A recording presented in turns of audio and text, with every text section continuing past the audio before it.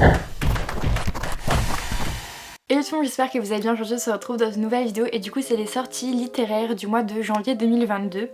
Je suis toujours trop hype par les nouvelles sorties littéraires en début d'année, je sais pas pourquoi, parce que je me dis on repart sur de bonnes bases, sur de nouvelles lectures et j'ai trop envie de découvrir plein de choses. Donc comme d'habitude on commencera avec les livres en français, puis avec les livres en anglais et on terminera avec les mangas. Alors commençons avec les livres en français et donc le 5 janvier on a Les voleurs de fumée, le tome 3. Faut savoir que cette sortie je ne m'y attendais pas du tout. Le tome 2 il est sorti il y a pas si longtemps que ça et du coup voilà je m'attendais pas à une sortie aussi rapprochée. Je n'ai toujours pas lu le tome 1 ni le tome 2, vous vous en doutez. Ce tome 3 me fait trop envie, j'ai trop envie de le découvrir. Enfin comme toute la saga, commençons par le 1 n'est-ce pas. Il me semble que c'est de la fantasy. Beaucoup de gens l'ont comparé à Game of Thrones. Si ça vous parle, moi j'ai déjà lu les 3 premiers intégrales de Game of Thrones. Ensuite le 6 janvier on a Lore Olympus. Alors pour ceux qui ne voient pas ce que c'est, en fait c'est la série de webtoon qui raconte une réécriture de Perséphone et Hadès. Vous savez c'est avec les dessins où Perséphone elle est rose et Hadès il est bleu. J'avais jamais lu le webtoon et en fait une fois en librairie j'ai vu donc le livre papier en VO. Je trouvais les dessins hyper beaux. J'avais jamais feuilleté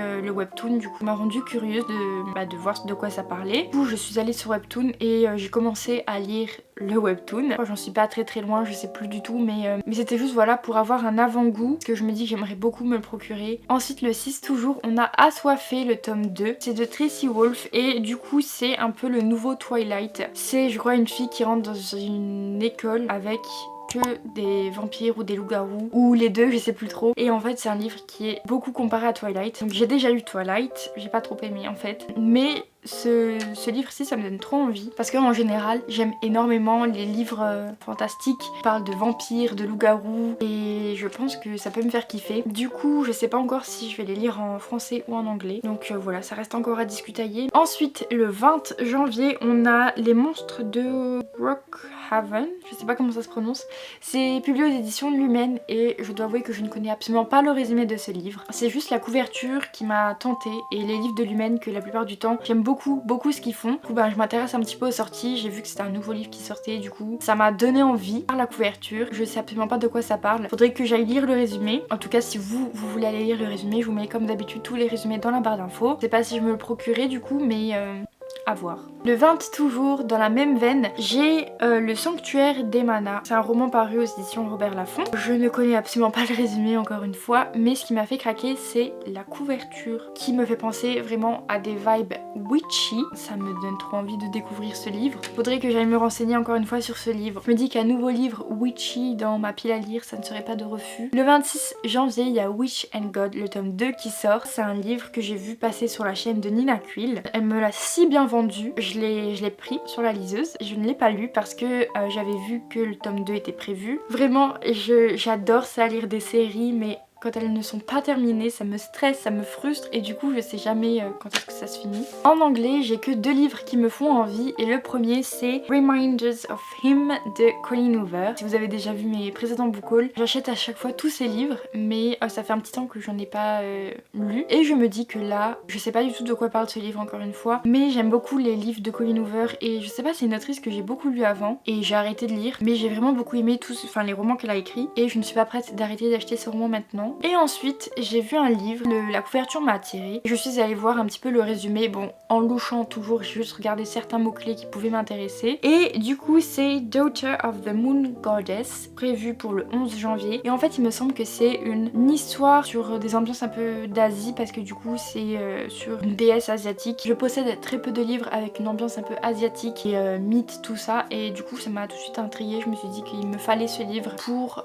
commencer une collection de livres sur une ambiance et mythologie asiatique. Terminons maintenant avec les mangas et les mangas il y a pas mal de bonnes sorties de prévues. Le 6 janvier on a le tome 31 de My Hero Academia qui sort. Je ne suis toujours pas à jour dans le manga pour le moment. J'aimerais beaucoup être à jour pour le tome 32. Je ne sais pas si ça va être possible, je croise les doigts. My Hero Academia, si vous ne connaissez pas, je vous renvoie au résumé dans la barre d'infos, mais aussi allez voir mes anciennes vidéos parce que du coup je parle très souvent de ce manga dans pratiquement tous mes book hauls depuis septembre. Toujours le 6 on a My Hero Academia Smash le tome 1. Alors je sais pas du tout de quoi va parler ce manga, mais c'est un spin-off ou un manga dans le même univers que My Hero Academia et du coup je ne peux pas passer à côté de cette sortie. J'ai trop envie de la voir, comme j'ai envie de lire My Hero Academia Vigilant et My Hero Academia Team Up Mission. J'ai envie de lire tous les mangas autour de l'univers de My Hero Academia. Mais avant de me lancer, j'aimerais être à jour dans le manga. De 6 toujours, on a les carnets de l'apothicaire, le tome, j'ai pas marqué mais je crois que c'est le tome 7. Je n'ai toujours pas commencé ce manga. À chaque fois je suis à 2 doigts de craquer en librairie parce que je vois le magnifique coffret avec les 3 premiers tomes. Du coup j'ai toujours pas craqué, je n'ai toujours pas commencé ce manga, j'en entends tellement parler, j'ai tellement de retours positifs sur ce manga, j'ai trop envie de craquer. Pour ceux qui suivent la sortie du manga, eh bien sachez que un nouveau tome est prévu. L'avant-dernier manga c'est Demon Slayers, le tome 20. C'est prévu pour le 12 janvier. Je sais pas comment expliquer mon ressenti par rapport à ce manga, je ne l'ai toujours pas lu, je ne l'ai pas commencé. J'entendais des gens parler de ce manga, de cet animé, tout ça, et ça m'intriguait. J'étais vraiment curieuse de découvrir le manga. Et en fait depuis un petit moment maintenant, j'ai trop envie de le lire. Mais genre c'est une de mes priorités. Je sais pas pourquoi, j'ai trop envie de découvrir Demon Slayer. Je pense que ça va être trop bien parce que vraiment c'est un manga qui fait l'unanimité. Tout le monde l'adore, tout le monde le lit. Petit mouton que je suis, j'ai trop envie de le découvrir. En ce moment je résiste pour ne pas regarder l'animé parce que je sais que quand je commence un animé, j'ai envie de lire le manga et c'est un cycle infernal. Je découvre rien de nouveau et ça m'embête un petit peu. Et pour finir, le 26, il y a Monster Girls, le tome 2. Alors j'ai vu que le tome 1 il était sorti en octobre je crois. Dans ces eaux-là, pour Halloween, je l'avais vu en librairie, j'avais failli craquer parce que il est magnifique. C'est genre l'ambiance, c'est un univers que j'aime totalement, les dessins sont trop jolis et ça me fait trop envie. J'ai trop envie de le lire. Je pense que je vais finir par craquer un jour ou l'autre. Et donc du coup là, on a le tome 2 qui sort. J'ai vu la couverture, elle est toujours aussi belle. Mais comme vous le savez, j'ai d'autres priorités en ce moment niveau manga. Voilà, c'est tout pour cette vidéo sortie livresque. J'espère que la vidéo vous aura plu. N'hésitez pas à vous me dire en commentaire ce que vous voulez acheter le mois de janvier et ce qui vous fait envie. Moi en attendant je fais plein de gros bisous et je vous dis à bientôt. Bye.